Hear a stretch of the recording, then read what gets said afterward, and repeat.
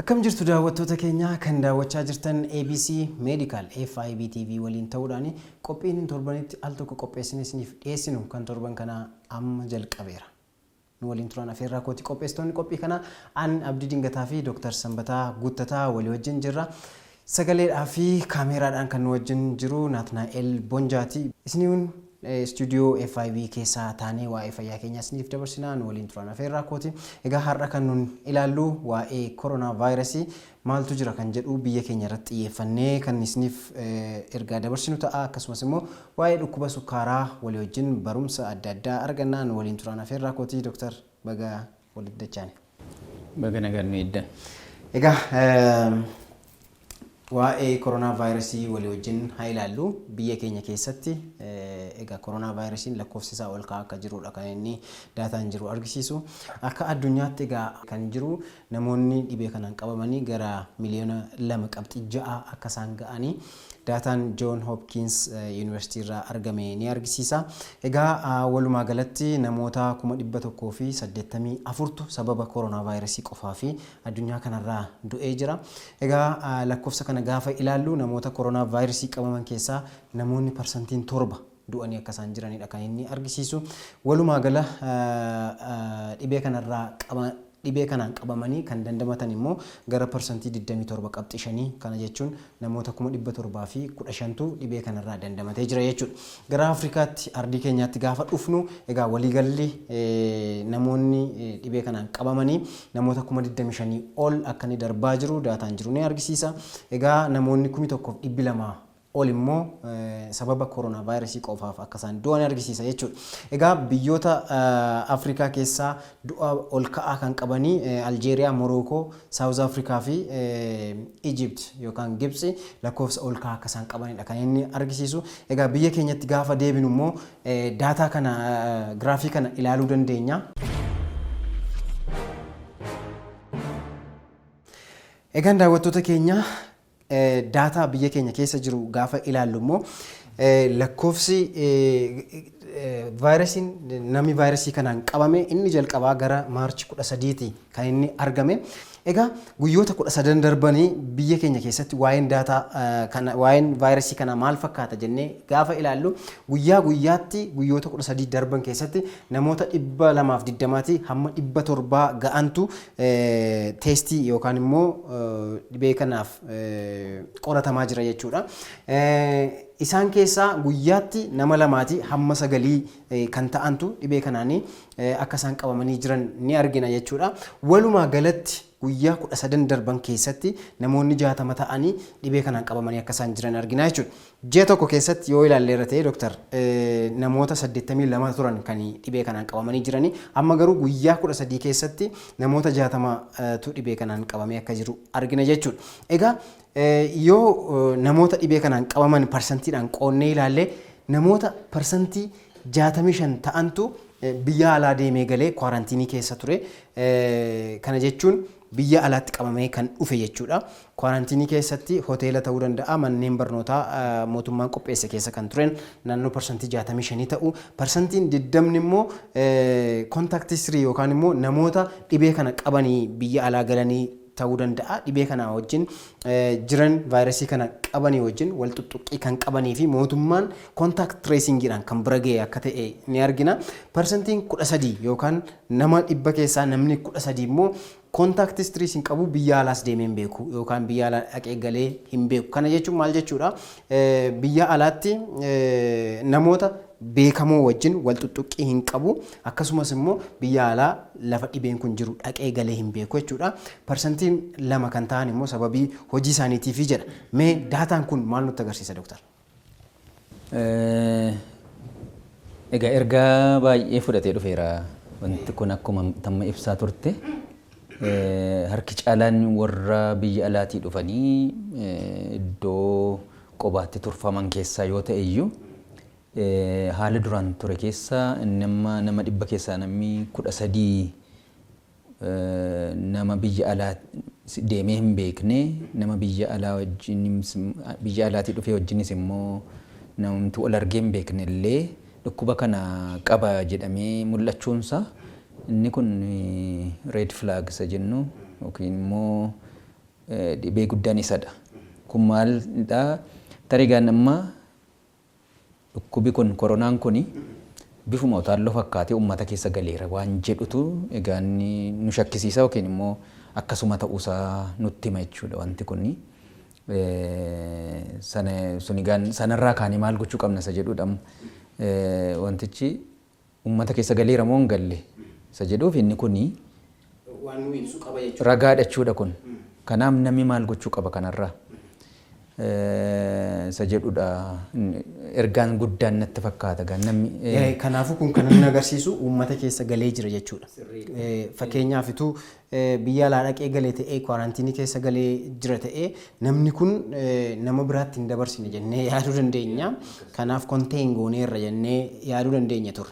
Garuu namoota 100 vaayirasii qaban keessaa namoonni 13 nama hin beekamne wajjin vaayirasiin kun akka isaan vaayirasii kanaan qabamanii jiran waan nu argisiisudha. Biyya alaas dhaqanii hin beekanii kanaaf uummata keessa galee jira jechuudha jennee fudhachuu dandeenya jechuudha. Egaa parsantiin 2 immoo sababii hojii isaaniitiif jedhama. Egaa jarreen kun eenyufaa ta'uu danda'u laata? Egaa siqeenya kan qabu amma yoonaatti gandaataan jiru namoota tarii warra biyya alaa dhufee sana wajjin wal arguu kan danda'an tarii jechuudha kun tilmaamuma yookiin warra xiyyaararra hojjetan ta'uu danda'a. Kaanigaan ogeeyyota fayyaadha garuu wanti nutti argisiisu kun warra kwaaraantiin jechuun warra biyya alaatii dhufanii qobaatti turan sanadha. Tarii warri daataa kana nu kennes nutti himuu danda'u ta'a. Garuu carraa guddaa kan qabaachuu danda'u yoo tilmaamoon nurra jiraate kan warra biyya alaatii wajjin walitti dhufeenya qabu ta'uu danda'a isa jedhu. Aircraft keessa hojjetanii ta'uu danda'a isa jedhudha. Egaa kan biraan daataa kanarraa kan ilaallu lakkoofsa kana ji'a jalqabaa maarchii keessa namoota 82 ture guyyaa 30 keessatti amma guyyaa 13 keessatti 60 ta'ee jira. So giraafiinsa akkas ol ka'aa jira. Sun maal nutti agarsiisa? Egaa amma kuni waanuma biyyoota alaa irratti argaa turreetu nu bira dhufaa jira. Yeroo jalqaba lakkoofsa xixinnoodhaan gabaasu sana booda dabalaa deema lakkoofsa waanuma nu amma argine giraafii ati argisiisterra kan ol ba'aa jiru ni argina. Yeroo gabaabaa gidduutti baay'achaa deemaa jechuudha. Amma isa duraan ji'atti argineetu amma walakkaa isaatti torban lamatti argaa jirra waan ta'eedhaafi torbee lama isa dhufu immoo kam ta'a isa jedhu hin beeknu. Moodeliingiin biyya kanatti hojjetame tokko jira. Yoomidha kan nuyi piikii isaa arginu kan nuyi keezii yookiin namoota sanaan qabaman baay'ee isaa kan arginu ji'a caamsaa dhufu keessa wanti jedhu jira. Caamsaa walakkaa keessatti. Kanaafi dabalaa deema yoo nuyi uummati waa gochuu baate of eeggannoo gochuu baate daran itti dhammaacha itti dabaluu danda'a. Moodeliingiin amma jennu kuni moodeliingii gosa sadiitu hojjetame. Keessumaa kan Ministry of Health irratti waliigalee fi decent modeling jennullee namoota miliyoona 28 dhibee kanaan miidhamuu akka isaan danda'an yookaan immoo vaayirasii kanaan qabamuu akka isaan danda'an peejii Dr. Liyaarraa arginee jirra. Kana immoo yoom immoo achi gaafa jennu caamsaa keessa nuun jedhaniiru. Kanaaf yeroon isaa dhufaa jiranna uummanni of eeggannoo barbaachisaa gochuu akka qabu nutti agarsiisa. Giraafiin ammoo ol ka'aa jirus immoo gara sanatti deemaa akka jiru argisiisa waan ta'eef kanumaan of eeggannoodhaan barbaanna nuti. Sirriidha. Egaan giraafiin sun kan nuyi sana hir'isuu dandeenyu of eeggannoo namni tokko akka dhuunfaatti gochuu danda'u yoo goone akka namoonni baay'een dhukkuba sanaan hin qabamne gochuu hin dandeenye. Egaa Dooktar waa'ee dhibee kanaa muraasa jennee hada barruuti. Novel Corona Virus jedhamaa ture amma immoo waa'een vaayirasii kana amma ta'e baramaa jira. So hamma ammaatti mallattooleen inni argisiisu maal fa'i? Akkasumas immoo wanti haaraan mallattoolee irratti dabalamillee jiraadha. Mallattoon egaan irra deebinee haasa'uun illee gaariidha. Bifuma utaalloo fakkaata jalqaba. Qufaan jira, qaama ho'isuun jira, mataa boowwuun hin jiraata. Nanna caccabsu deebisee hafuura kutuu warri qabaachuu danda'an jiru persentiin murtaa'e yookiin dhibbantaa akkas 10-15 keessa. Warri garmalee dhukkubsatanis hin jiraatu. Kaan maal qabaachuu danda'u amma yooma baay'inaan ta'uu baate namootumtiyyuu biyyuma keenya immoo utaalloo yeroo qabu camcaraqiin qabu wanta nyaaddu jedhu yookiin immoo naaf testii isa harrabi suni nyaata sana testii gochuu didaa jechuudha. Sun mallattoo tokko. Foolii faa urgeeffachuu dadhabu, foolii sana baruu dadhabu. Inni kunis akka mallattoo tokkootti warra kanarrattis wanti daddabalamee wanti mul'achaa jiru jira. Kaan egaa warra baay'ee dhukkubsatan irratti somba miidhee akkuma sila jennu hafuura kutaan suni argansuun suni yeroo inni meeshaa gargaarsa somba yookiin sirna hafuura baafannaa sanatti gargaaramu barbaadu jira. Onnee dhukkubsachiisee sadarkaa dadhabbii onnee geessisuu danda'a. Kaan kaleedha. Kalee irrattis hubaatii guddaa fiduu hin danda'a. Ammaaf wanti jiran egaan baay'eensaa naannooma kana jiru jechuudha mallattoonsa. Baay'ee gaariidha. Dooktar mee maal gochuu qaba uummatni? Kanaan duras gorsa baay'ee daddabarsaa turre. Ammas irra deebi'uu qabna natti fakkaata. Maal gochuu qaba uummanni? Measuring prevention fudhachuu qabnu maal ta'uu qaba? Meeshaamti guddaan egaan qorichisaas ittisuudha. Ammayyuu ammuma kaleessaatti gaan addunyaarra wanti jiru yookiin amma har'a ganamaatti iyyuu wanti jiru qorichi yookiin wal'aansaaf ta'u yaalamaa jira, hojjechuudhaaf yaalaa jiru garuu amma yoonatti hin arganne.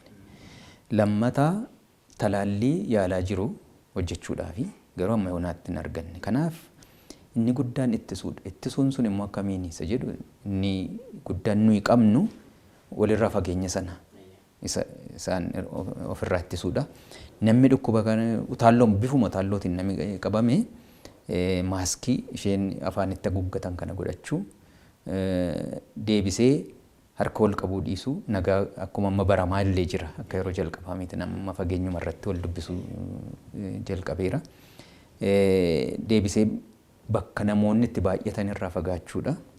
Yoo dirqama dhaquun irra jiraate bakka namoonni itti baay'atan sana isa meetirii 2 jedhamu sana ol yookiin isaa gaditti namoota keessa lixuu bakka tiraanspoortii yoo ta'e amma gaan haalli WHO'nis warri kaanis ragaa guutuu yoo dhabame iyyuu maaskii yookiin waanuma akka iskaarfii fa'aa fooxaa fa'aallee funyaan itti godhachuun gaariidha wanti jedhu jira. Sun hin hir'isan ta'e waan ta'eedhaafi.